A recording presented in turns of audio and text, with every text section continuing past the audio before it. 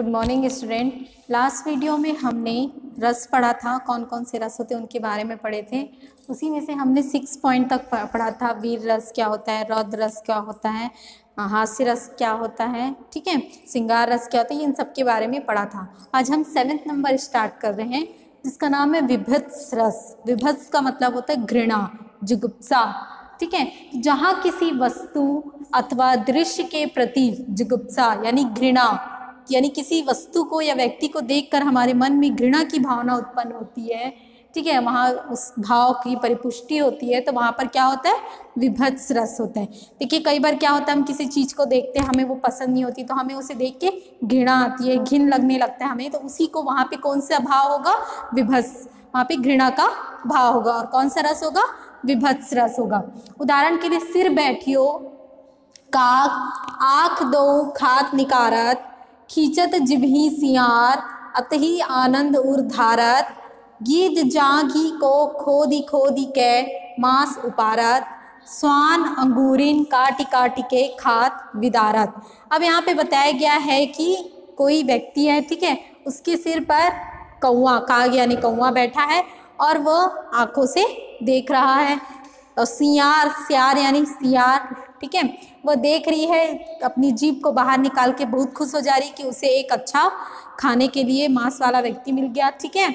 गिद्ध जागी, गिद्ध जो है वह उसके मांस को खोद खोद के खाने के लिए उत्साहित हैं।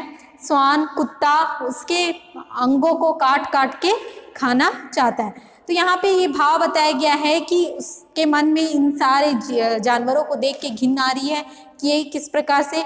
दूसरी बात यहाँ पे ये बताया गया है कि ये जो शव है, यानी ठीक है, एक किसी की शरीर है, उस शरीर के बाद जब शमशान लेके जाया जाता है तो वहाँ पे क्या क्या होता है, जैसे कि अनजान शरीर है, ठीक है, जिसके बारे में जिसका कोई परिवार नहीं है, तो वहाँ पे क्या होता है, कई बार होता है डेथ बॉडी को फेंक दिया जाता है। तो फेंकने के बाद ये जो जानवर हैं वे उसे खाते हैं, ठीक है, ये पक्षी जैसे कौवा हो गया, उसके मांस को खोद खोद कर खाने लगते हैं। तो उसी चीज़ को यहाँ पे बताया गया कि घिन की भावना उत्पन्न की गई है। यहाँ पर स्थायी भाव होगा घृणा यानी जुगुप्सा, आश्रय होगा घृणा का भाव, आलंबन होगा शमशान और शव, ये किसी का शव है, ठीक है, किसी व्यक्ति का शव है। उद्दीपन होगा मांस की सड़न, वहाँ पे देखिए कई बार आप कोई वस्तु कोई बाहर छोड़ दिया जाए खाने का, अगर आप सब्जी है, सब्जी बनाए हैं, रात का सब्जी बनाए हैं और आप उसे छोड़ देते हैं, ठीक है, गर्मी के मौसम में देखिए सुबह होगा तो वो सब्जी एकदम सड़ जाता है, तो सड़न की वजह। उसी प्रकार अगर किसी व्यक्ति की मृत्यु हो जाती है और उसके शरीर को ऐसे ही छोड़ दिया जाता है, तो सोचिए जब एक सब्जी से कितना बदबू आता है, तो एक इंसान की बॉडी से कितना बदबू आएगा। तो यहाँ पे वही बताया गया है कि मांस की सड़न, नोचना, अनुभाव होगा मुंह फेरना, ठीक है, इस संचारी भाव होगा मोह आवेग चिंता।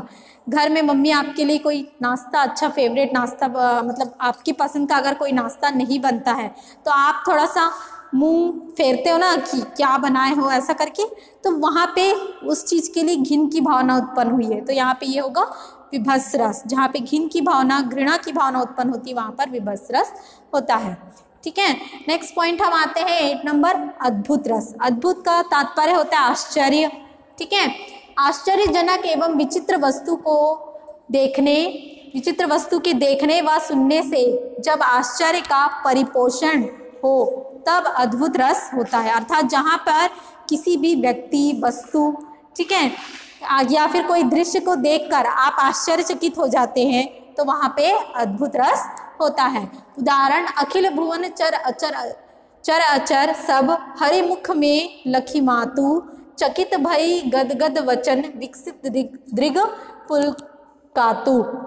अब यहाँ पे बताया गया है कि अखिल भवन यानी पूरा भवन है, उसमें चर अचर सब चीज़ हैं, हरि के मुख यानी हरि के मुख पर माता के लिए जो प्रेम देखकर उसे आश्चर्यचकित होते हैं और उनके बातों को सुनकर, यहाँ पे यशोदा माता और श्री कृष्ण के बारे में बताया गया कि उनके प्रेम के, यानी जब यशोदा माता के सामने श्री कृष्ण एकदम मीठी मीठी बातें, ऐसी बड़ी बड़ी बातें करने लगते हैं, तो यशोदा माता जो रहती है वह उनके वचनों को सुनकर आश्चर्यचकित हो जाती है कि छोटा सा बच्चा है और इतनी बड़ी बड़ी बातें कर रहा है, ठीक है। विकसित दृग पुलकातु, वो आश्चर्य के साथ देखने लगती है और खुश होती है। स्थायी भाव होगा आश्चर्य, आलंबन होगा अद्भुत वस्तु, ठीक है, ठीक, अद्भुत वस्तु भी हो सकता है, अद्भुत व्यक्ति भी हो सकता है। आश्रय होगा विस्मित व्यक्ति, यानी जो व्यक्ति, यहाँ पे यशोदा क्या है, विस्मित व्यक्ति है, आश्चर्य व्यक्ति है। उद्दीपन आश्चर्यजनक वस्तुओं का वर्णन, अनुभव, रोमांच, स्तंभ। अब यहाँ पे आप किसी भी नई वस्तु को देखते हैं तो सबसे पहले आश्चर्य होते हैं, उसके बाद आपके मन में उस वस्तु को लेके बहुत रोमांच होता है, ठीक है।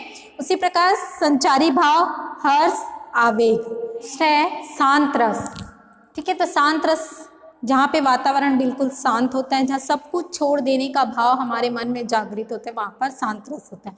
जहाँ संसार के प्रति वैराग्य का भाव रस अवयवों से परिपूर्ण होकर अभिव्यक्त होता है, वहाँ शांत रस होता है। यानी कि जहाँ पर संसार के माया मोह को छोड़कर आपको वैराग्य लेने की भावना की उत्पत्ति होती है, तो वहाँ पर कौन सा रस होता है, शांत रस होता है। उदाहरण के लिए, मेरो मन अनंत कहाँ सुख पावे, जैसे उड़ी जहाज को पंछी पुनी जहाज पे आवे, सूरदास प्रभु काम देहनु तजी, छेरी कौन दुहावे। अब यहाँ पे बताया गया है कि सूरदास बता रहे हैं कि उनके मन में कहीं पे भी अनंत, मतलब पूरे संसार में उन्हें सुख की प्राप्ति नहीं हुई, लेकिन जब वह पंछी को उड़ते हुए देख रहे हैं, ठीक है, जहाज मतलब पक्षी है, उसके पंख उड़ रहे हैं, तो वह आसमान में उड़ रहा है, ठीक है, तो उस समय उनके मन में भाव जागृत होता है कि मैं भी तो स्वतंत्र हूँ, ठीक है। तब उन्हें अपनी ज्ञान का उनमें विचार उत्पन्न होता है, अर्थात उन्हें ज्ञान की प्राप्ति होती है, जिसके बाद वह सूरदास प्रभु कामधेनु तजी, सूरदास तब सब कुछ छोड़कर प्रभु की ध्यान में मग्न हो जाते हैं, अर्थात ईश्वर को वो यहाँ वहाँ खोजते, लेकिन ईश्वर तो उनके मन में ही बसे हुए।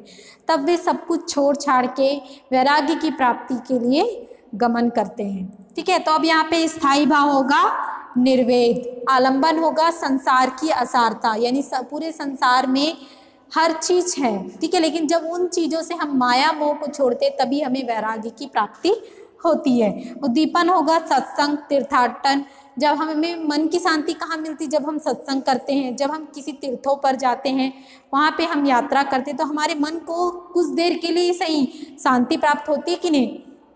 और यहाँ पे अनुभव होगा अश्रु बहाना, ठीक है, कभी कभी हमें कुछ ऐसी चीज़ें याद आ जाती हैं जो हमारे लिए बहुत अफसोस का कारण होती है, तब हम वहाँ पे क्या करते हैं, अश्रु बहाते हैं। और उसके बाद संचारी भाव होगा हर्ष और ग्लानि, कभी कभी खुशी भी होती है और कभी कभी ग्लानि भी होती है कि मन में कि हाँ हमने ये सारी चीज़ों को छोड़ दिया था, यानी पश्चाताप की भावना भी होती है, ठीक है। तो इस प्रकार ये हमारा हुआ शांत रस।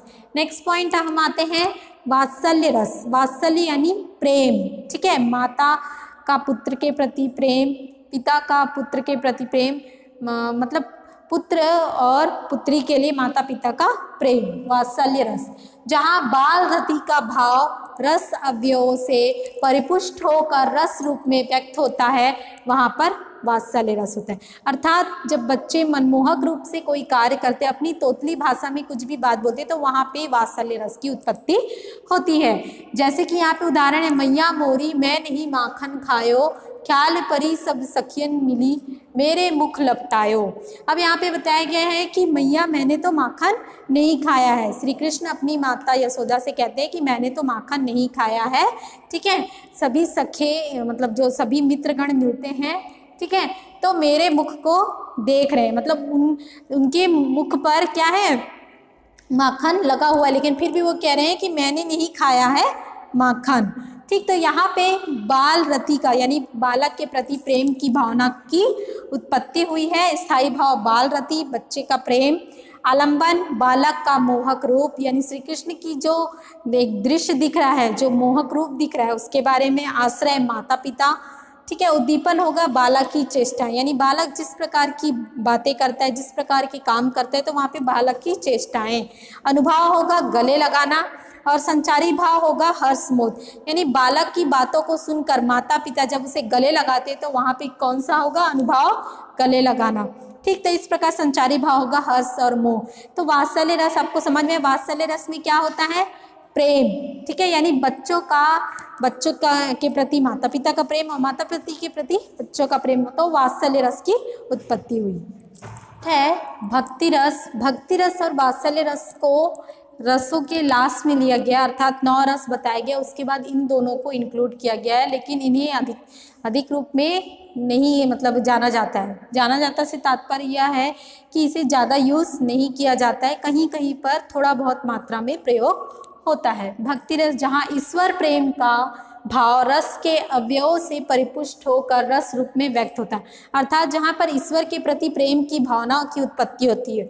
ये ईश्वर के प्रति प्रेम की भावना की उत्पत्ति कब होगी? जब आपके अंदर शांत रस की उत्पत्ति होगी, अर्थात आप संसार की सभी चीज़ों को छोड़कर, माया मोह को छोड़कर वैराग्य की ओर प्राप्त होंगे, तभी आपको ईश्वर के प्रति प्रेम की भावना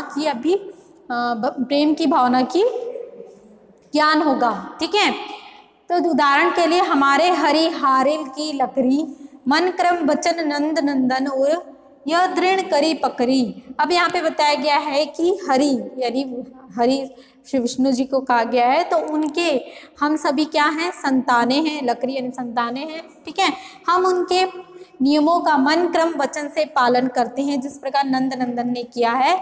यह दृढ़ करी पकड़ी, यह दृढ़ हम अपने मन में लेते हैं कि हम उनके मन क्रम वचनों के अनुसार कार्य करेंगे। तो यहाँ पे स्थायी भाव है भगवत रति, ठीक है, यानी ईश्वर के प्रति प्रेम।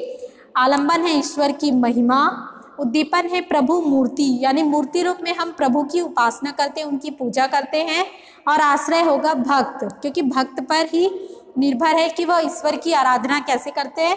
अनुभव शांत मन, ठीक है, और लीनता। शांत मन यानी जब आपके अंदर संसार की सभी चीज़ों को छोड़कर वैराग्य के लिए आप तैयार होंगे, तब आपके अंदर में शांत मन की उत्पत्ति होगी। और लीनता ईश्वर के प्रति प्रेम में लीन हो जाना। संचारी भाव होगा निर्वेद, ठीक है, जो शांत रस का स्थायी भाव था वही निर्वेद यहाँ पर भी प्रयोग होगा। तो इस प्रकार हमारे रस कंप्लीट होते हैं। Thank you.